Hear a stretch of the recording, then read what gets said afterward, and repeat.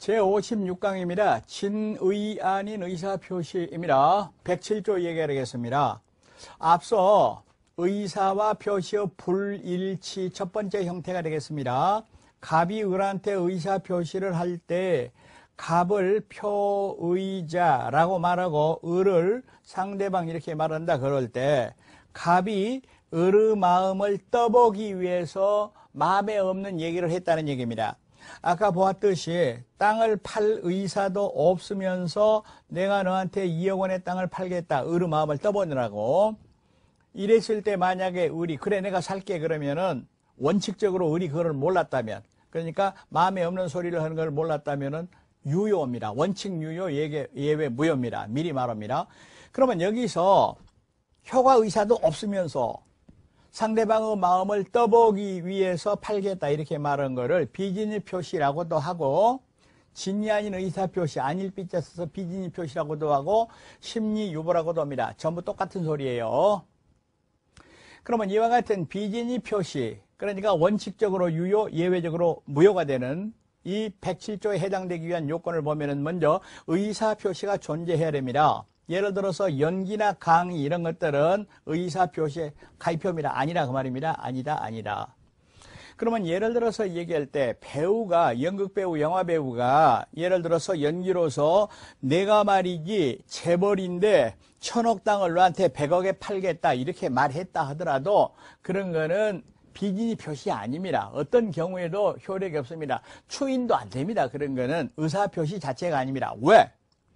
의사표시가 되려면은 효과의사가 있어야 되는데 연기나 강의에는 효과의사 자체가 없어. 따라서 어떤 경우에도 유효가 안 돼. 추인에도 유효가 안 된다. 그 말입니다. 두 번째, 의사와 표시가 불일치, 이코르가 아니어야 됩니다. 예를 들어서 말하면 팔맘도 없으면서 팔겠다 이래야 돼요. 팔맘이 있었다 그러면 안 돼버리죠. 일치가 돼버리죠.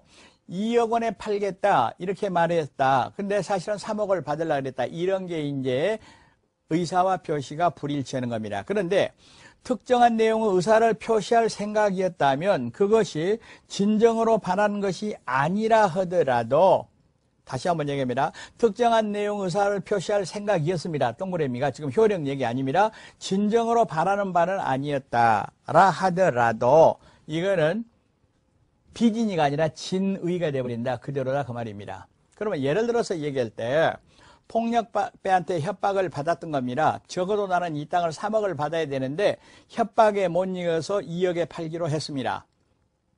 그게 궁극적으로 진정으로 바라는 3억이 아니라 하더라도 그거는 의사와 표시의 일치가 되어버린다 그 말입니다. 일치가 되어버린다 그 말입니다. 그러니까 궁극적으로 자기 의사는 아니었지만은 그 당시 상황으로 내가 2억 원에 팔겠다 이렇게 말했다면 계약서 썼다면 그거는 진의다 그 말입니다. 그리고 불일치를 알고 있어야 됩니다. 알고 다시 말하면 마음을 떠보기 위해서 한다 그 말입니다. 모르고 했다. 예를 들어서 2억에 팔라 그랬는데 공 하나 빼먹었다. 몰랐다. 이럴 때는 착오가 되는 거예요. 착오는 다음에 다시 얘기를 합니다. 지금 요건 얘기입니다. 동기불문. 다시 말하면 마음에 없는 얘기를 표시한 동기는 묻지 않는다라는 뜻이 되겠습니다. 그러니까 잘 보이기 위해서 또는 무슨 마음을 떠보기 위해서 여러 가지 동기가 있지만은 그거는 107조가 성립하는데 아무런 영향을 미치지 않는다 그런 뜻이 되겠습니다.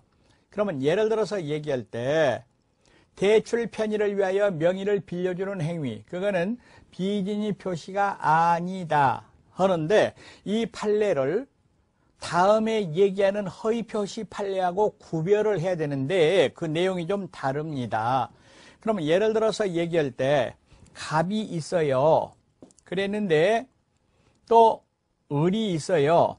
이렇게 돈을 빌려줍니다. 그랬는데 을이 돈을 못 빌릴 사정이 있어가지고 병명의로 빌린다 그 말입니다. 다시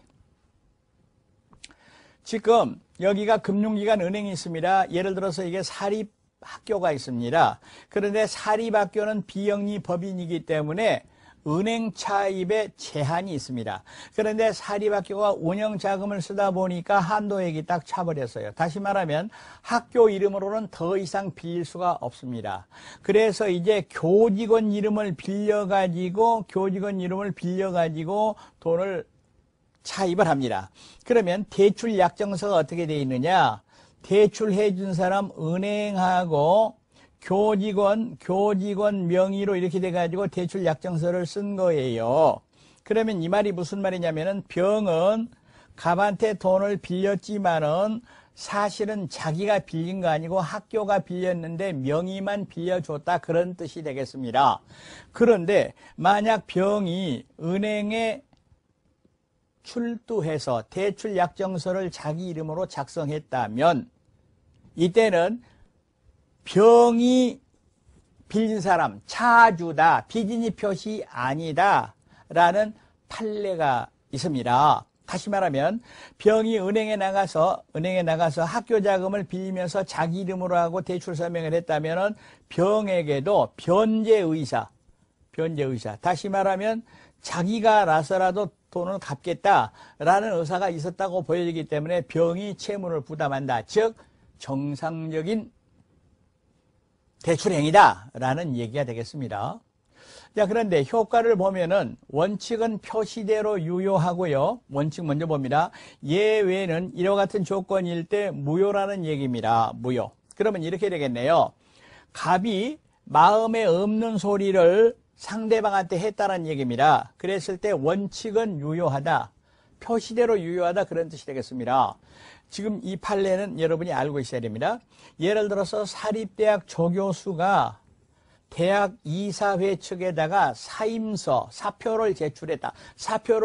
이게 이제 법률행위 의사표시입니다. 학교 그만두겠다 이런 얘기입니다. 그 내용을 들여다봤더니 이 사립대학에가 분규가 일어났습니다. 그래서 이 조교수는 정말로 그 대학에 근무하기 싶은 열망에서 다시 말하면 분규를 잠재우기 위해서 거짓말로 마음에 없는 사표를 냈던 겁니다. 그런데 이사회가 이거를 받아가지고 사표 수리 처리를 해버렸다라는 얘기입니다. 그런데 분규가 끝나고 이 조교수가 이사회에다가 복직시켜 주시오. 다시 말하면 내 교수 직위를 확인해 주시오 했을 때 판례는 쓸데없는 소리, 이 사표 제출은 100% 유효하다. 원칙대로 107조 원칙 표시대로 유효하다입니다. 그런데 예외적으로 상대방이 알고 있었다. 다시 말하면 이 경우로 말하면 비진이를 알고 있었다. 또는 과실로 몰랐다 했을 때는 무효입니다. 그러면 여기서 악의 과실 이런 거 말이죠. 악의 과실은 무효주장자가 입증을 해야 됩니다. 무효주장자. 여기서는 표의자 갑이 되겠죠. 지금 무효라 했기 때문에 그렇습니다. 그런데요. 여기서 설례 하나 들어보겠습니다. 조금 이해하기가 힘드니까 너무 당연하니까 지금 이해하기 힘들어요. 여러분 증권사에다가 예탁금을 줬던 겁니다. 어떤 고객이. 그러면서 이제 틀림없이 이거는 입금이 난다. 뭐 이런 식으로 10% 보장해 주겠다. 그랬다 그럽시다. 그랬는데 깡통내자가 돼버렸습니다. 투자를 잘못한 거죠. 그랬는데 이 고객이 여자분이었는데 이거 안 되겠다 이 말이죠. 만약에 남편이 알면은 남편 몰래 했는데 이혼당한다 이 말이죠. 신세가 망치는 겁니다. 그래서 증권사 지점장한테 지불각서를 좀 써달라.